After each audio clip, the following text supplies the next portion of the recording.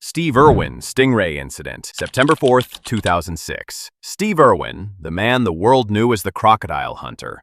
He was 44, filming for a new documentary called Ocean's Deadliest, deep in the blue waters of Bat Reef off the coast of Queensland, Australia.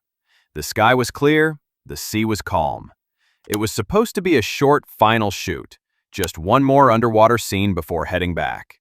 Their goal was simple: capture the silhouette of a massive stingray gliding peacefully across the sand. Before diving, Steve looked over the endless blue horizon. "One more shot," he told the crew.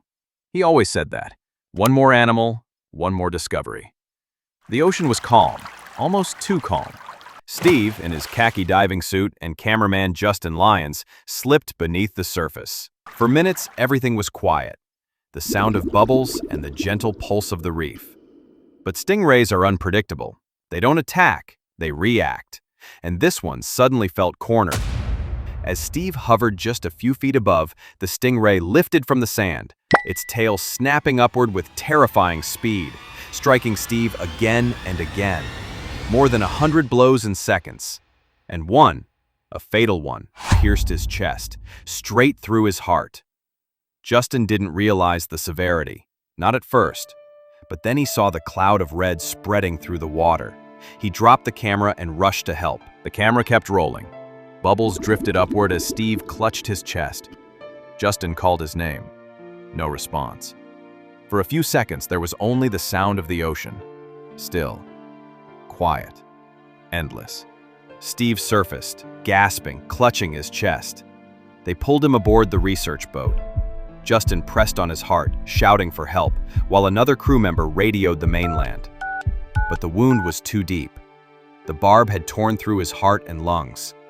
Even before the helicopter could arrive, Steve Irwin, the crocodile hunter, was gone. Justin later said, "He looked up at me and said, 'I'm dying.' Those were his last words." The footage of that moment was never released. At the family's request, it was destroyed, forever. What remained was Steve's legacy, a man who spent his life protecting creatures that most people feared. And in the end, it wasn't a crocodile or a snake. It was one of the ocean's quietest animals that took him. In every corner of the world, people cried that day. News channels replayed his smile, his voice, his wild energy. And though the sea took him, his message stayed: to love the creatures we fear the most. Tatiana, the tiger incident, December 25, 2007. Tatiana was a 243-pound Siberian tiger at the San Francisco Zoo. It was Christmas Day, and the zoo was closing soon. Three young men, Carlos Souza Jr., brothers Amrit Paul Dhaliwal and Kolbir Dhaliwal, were near the tiger enclosure, laughing, pointing, and calling out to Tatiana. There was a 33-foot moat in between the tiger's living area and visitors' fence. Moments later, the peaceful evening turned into chaos. Tatiana suddenly leapt up the wall of her pen, a wall that was supposed to be 14 feet high, but was later found to be only 12 and a half. That small difference changed everything. She cleared the wall, escaped her enclosure, and pounced directly on the men standing nearby. Carlos Souza Jr., just 17 years old, was mauled first. Carlos Souza Jr. was still conscious when Tatiana attacked. The tiger slashed his neck and tore deep into his head and chest, leaving him bleeding heavily on the zoo pathway. Witnesses heard screams echoing across the zoo. The brothers ran, covered in blood, trying to escape the raging tiger. They sprinted toward the cafe, nearly 300 feet away, and burst through the doors, screaming for help. Tatiana followed the trail of blood. She was relentless, moving through the dark paths of the zoo, silent except for her heavy growl. When police arrived, they found the tiger stalking the two injured brothers near the Terrace Cafe. Officers shouted, tried to distract her, but she didn't stop. They opened fire. 5 bullets struck Tatiana.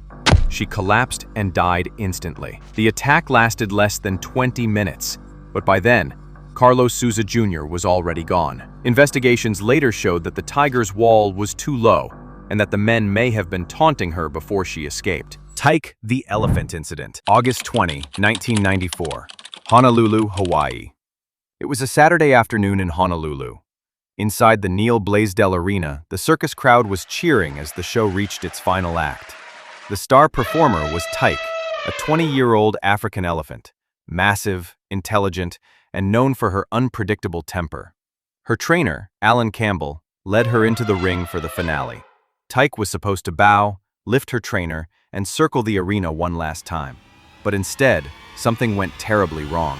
Witnesses said Tyke looked restless from the start, swaying side to side, ears flaring, eyes wide. Then, without warning, she snapped. She grabbed Alan with her trunk, threw him to the ground, and crushed him under her feet in front of hundreds of screaming spectators. Another trainer tried to intervene. She attacked him too.